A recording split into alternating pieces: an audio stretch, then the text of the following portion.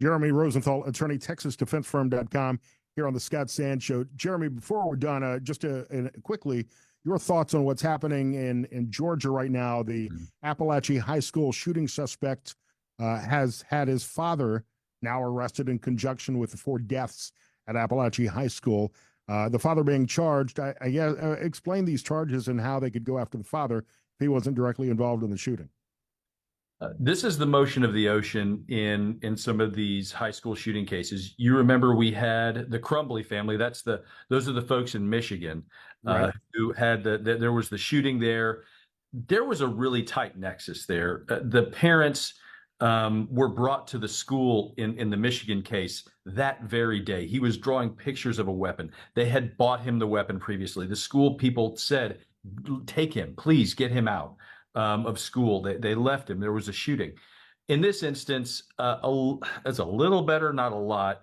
In this instance, in Appalachia, the FBI was looking at this kid a year ago, and there's a recording that's out where the feds are talking to the dad, and they're talking to the son. That would be Colt Gray and Collin Gray, the father, and talking about these things. And in the interim, he buys his child a weapon and apparently doesn't secure it very well. So the theory is that the more red flags you bypass, the more likely you are to be prosecuted if something like this happens. You know, I'm a Second Amendment advocate, but if the parents of someone with guns in their house are going to be this irresponsible, then I certainly think that they're also culpable for any violence that happens.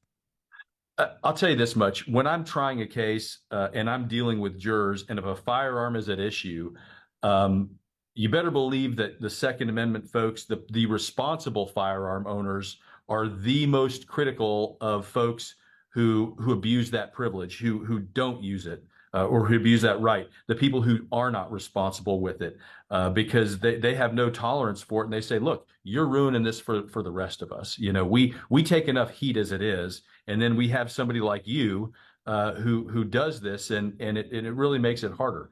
So I think that, and it's I've heard both sides of it. I think what probably ought to happen here, we're always chasing the last crisis. We're always solving the last thing. Laws always are 10 years behind, 15 years behind in technology, in healthcare. There probably needs to be some better fitting statutes and laws for parents in these circumstances, because second-degree murder may not really fit, and you might overcharge these people. There's negligence here, but how much, and is it fair? Is it not fair? Hard questions.